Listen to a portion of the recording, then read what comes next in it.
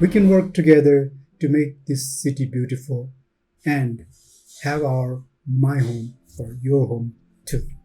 Let's start with the JAP House response to street level experience. About 1.2 meter to make room for a small gathering place in front of a Syano Pasal.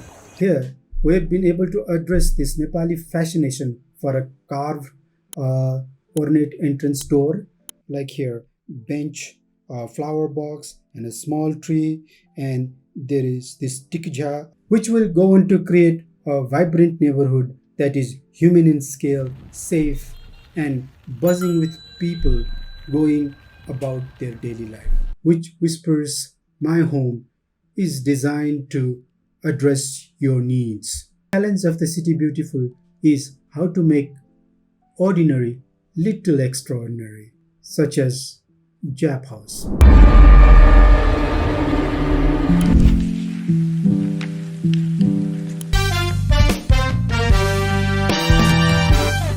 Idea of my home occupies a special place in Nepali mind and culture. Kathmandu city as it appears is in fact the result of this vision, my home realized, which is not a pretty picture. But don't worry, we can work together to make this city beautiful and have our my home or your home too. Namaskar, I am Jayendra Sonwar, principal partner of a design firm, Jayendra and Partners. I am here once again to continue JAP Chat on City Beautiful with JAP House. I hope you are familiar with our JAP House. If not, you should go back and check out our earlier episode. Keeping to this idea of City Beautiful with JAP House, let's start with the JAP House response to street level experience. As you can see, the frontage is divided into two bays, where one is a Syano Pasal, a small shop, a rentable commercial space, which could also be turned into a car porch. And the other is the open space, which is secured by this boundary wall, which expands its margin to accommodate various uses and ornamentation. A commercial bay is pushed back about 1.2 meter to make room for a small gathering place in front of a Syano Pasal, which also allows people to appreciate a Jhya floor above. A Jhya is a carved traditional Nepali window. Let me explain you how it's working diagrammatically in the plan. For example, if this is the street, main street, commercial bay is pushed back about 1.2 meter. So from here, this is a small gathering space from where you can appreciate a carved window floor above.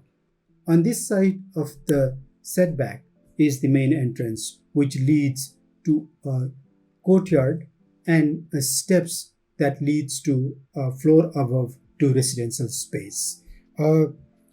By having this entrance here, we have been able to address this Nepali fascination for a carved, ornate, beautiful wooden door. And sadly, very often, it becomes necessary to have a mosquito net in front of this beautiful carved door for a practical reason, because you don't want to let all the mosquitoes and bugs inside the room.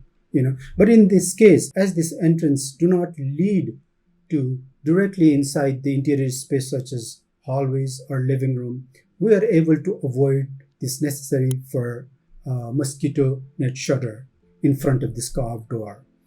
Here, we have been able to address this Nepali fascination for a carved ornate entrance door.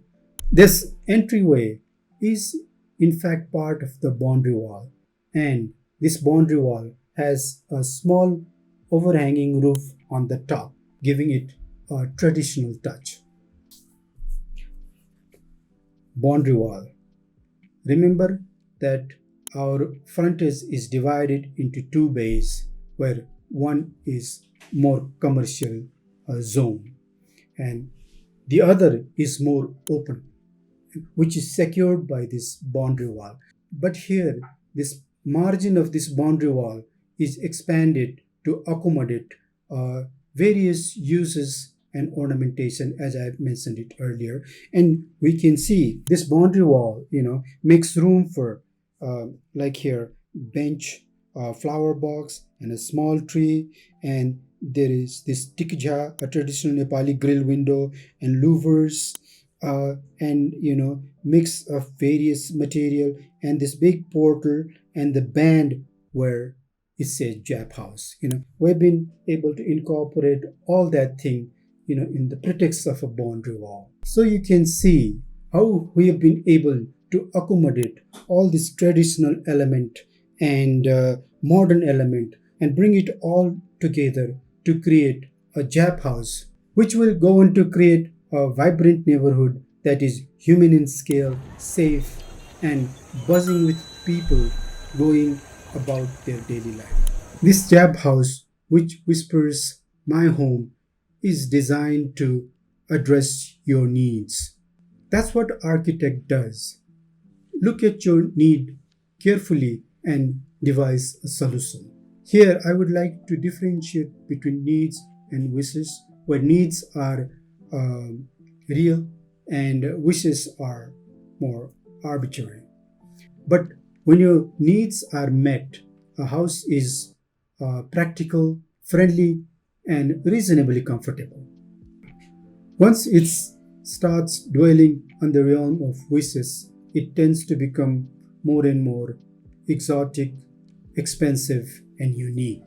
Comfort could digress into decadence, and function is stretched to its limit, could become more about form, aesthetics, and expression. There are cases when this end of architecture is more preferable to a pragmatic solution. I believe architecture, in fact, draws its respect from this kind of architecture as work of art. But the challenge of the City Beautiful is how to make ordinary little extraordinary, such as JAP House. Excuse me for blowing my own trumpet. Rarely do I find myself in the situation where I can speak my mind without being arrogant or patronizing. Recently, I did a podcast with Srijal, a Nepali architect living in the US and working there, where I could say many things which otherwise would have been inappropriate. I hope that people who listen to it will find somewhat appropriate. Upcoming episode of JAP Chat will talk about many more interesting little things that JAP House is.